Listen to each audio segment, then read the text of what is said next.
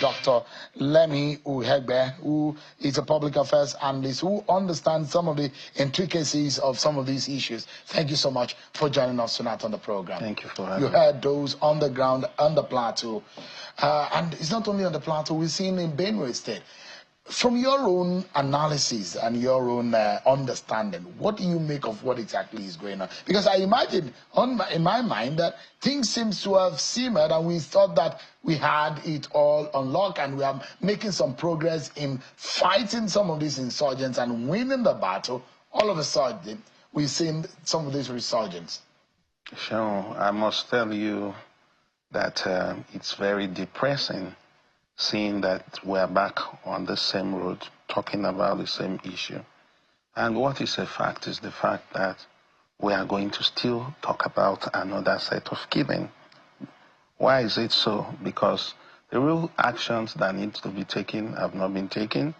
I commiserate with the people of the Plateau, and, you know, I've listened to Pastor Gideon and listened to Honorable Dachong, and you know, if you go by even the protest, the peace movement they had today and all that, we'll see that it is still not inclusive. Okay. It is still not inclusive. He said they were planning to get the Muslims involved in the peace walk and all that. You see, we must have the very difficult discussion.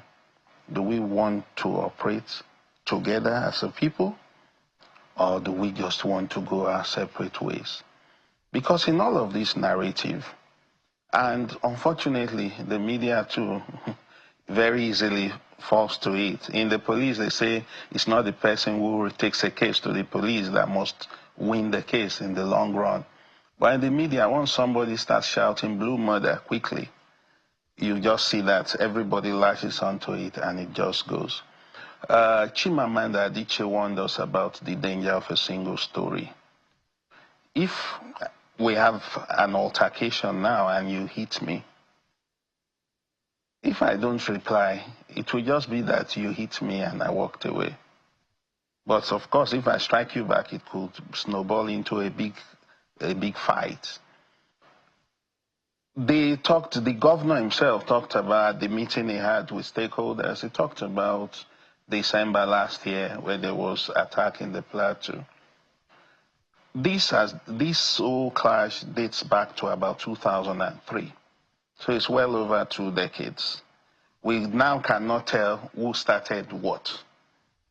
Yeah, okay, we talk about is it reprisal or whatever. There was a particular place within the Plateau that had a mining license revocation. After 20 years, it had expired. And so the people on the other side now said, okay, these people who are on this side, go back to wherever you are coming from and all that.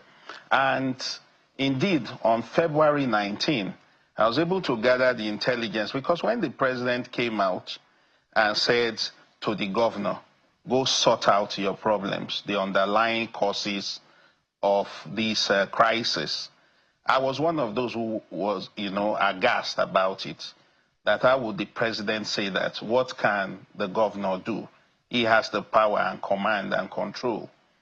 But I still took time to look at it, investigate. And the little intelligence I gathered also was that on February 19, there was that attack based on mining lease that had expired. And there was an attack. So that's an economic, yes, angle to it. Yes. Because there are religious angle to absolutely. it. There's an economic absolutely. angle. And the governor is saying there is a genocide. They are inexorably linked. Okay? Now on this side are the majority Fulanis who are either Muslim or non-aligned. A lot of them don't even follow Islam. Okay? Then on the other side are the Christian, you know, on the other side of the community are the Christians, majority Christians. So they attacked that other side and killed, I think, about 2 Fulanis in the process and burnt down their, you know how they settle in a place, burnt down their houses and chased them away. I had the opportunity of watching one of the major television stations in the country where one of the reporters went live and said he had interviewed 3 people in that community, and they said indeed what I am saying now happened there, that they actually burnt down the place, chased the Fulanis away and all that. February 19. This has never been reported until that gentleman left Abuja, went to the scene of the crime, of the whole incident, and he reported that. Now that's a major concern. In all of this, one side has kept on telling their own narrative, the danger of a single story. So, is it leading to more Christians being killed? Indeed so. Is it leading to more churches? Because where you are predominantly Christian, you have more casualties. But now they are doing figures. They killed our 10, we killed their 10, they killed their 30, 40. If you listen away from television, things that they cannot say, but they would say, you know, where they are comfortable, you'll be aghast at this whole thing. So there are deep down issues. Yes, absolutely. That need to be resolved. Absolutely. But some of these people that say, I mean, the facts are also there are communities that have been totally taken away. Yes, absolutely. By aliens or strangers, and they are dominating those communities. You know, there's a major problem. 2011, the rival to Dr. Goodluck Ebele Jonathan did say that he was going to make the country ungovernable. We started seeing the influx of people coming from outside. I would say, I will put on record, it's my position that the Fulanis we had always known are very peaceful, loving people. You give them your communities, they stay, they are at peace, you do businesses together. All of a sudden, from 2011, which came to an apogee in 2015, and one big politician today, it's been trending, where he said they brought in these guys from Burkina Faso, Mali, Niger, to come and make sure they win the 2015 election. It's all over the place. Now we know what happened in 2011. You bring a monster as a baby. You start feeding the monster. It grows to uncontrollable stage. So a lot of the crises we're having are actually people who came into our country with bad borders, with the collusion of politicians. And that's why when the presidency also begins to tell you that there is some political motivation behind some of this killing, indeed. But we shall not say because it is that, we will not call for solutions. What would you say? Those who have said state policing, community policing, these and that. In the case of the Plateau and Benue State, what comes to your mind as a possible solution? These killings has to stop. Yes, being honest, from the level of community leadership to traditional leadership to state lawmakers, federal lawmakers from the Plateau and Benue, to state governor, then to, of course, the president at that level. We must be able to genuinely and dispassionately look at what the underlying causes are. Then, of course, recommend also the templates that Governor of Edo State, Monday Okpewolo, used when there was that, unfortunately, killing of the 16 in Edo State. Now, rather than grandstand, which is the usual thing with politicians and governors, what he did was to take responsibility immediately and start reaching out. He went to Kano.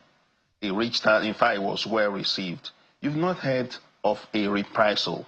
Ordinarily, there would be reprisal across the country, but for that singular action. That means if something really did happen on February 19 also, like it's been happening to both parties, nobody can say that it's a one-sided thing. Yes, there will be more casualties because it's predominantly a Christian state. There will be more casualties among the Christian population. You look at that and you admit to what is the real cause. Because if you look at the issue of either grazing, also talk about the laws. Okay, so we can eliminate something like the economic reason of farmers-herders clash. If you pass a law that outlaws open grazing and make sure that government security forces are available to enforce it. So we eliminate one of those economic reasons why a herd of cattle will get into a farm, eat the products, and there will be a clash. That is on one hand. On the other hand is the fact that the DG of DSS has consistently recommended community policing. How do we go about that? And yeah, community We've mounted policing, it for far too long. No, indeed, I know as a fact that it's even already being enforced. On a quiet note, it's being enforced. But you see, it's difficult in a place like Benue and in a place like Plateau, where we are still divided as to the reason for the clash. In a place like the Northeast, you know that there is complete terrorism, insurgency. So you know that such criminality, you give the community weapons, train them, document them, so that they are the first line of defense before the military forces would come. In the Northwest, we know that it is basically banditry and kidnapping. So they've equipped some of those communities with those kind of weapons. But in a place where we are still having issues with coming together and agreeing, one, to have the difficult discussion, but that must be had, which is, do we want to stay together? Do we recognize that every life matters? Is it that because you took out 2 and I'm taking out 40 from your own community, it now means that what you did to me, taking out 2, no longer matters? So if we do that, take care of those nitty-gritty, the facts, the underlying effects, it's natural that peace will eventually come. Dr. Lenny Ohegbe is a public affairs analyst. Thank you so much for your insight tonight. I appreciate it.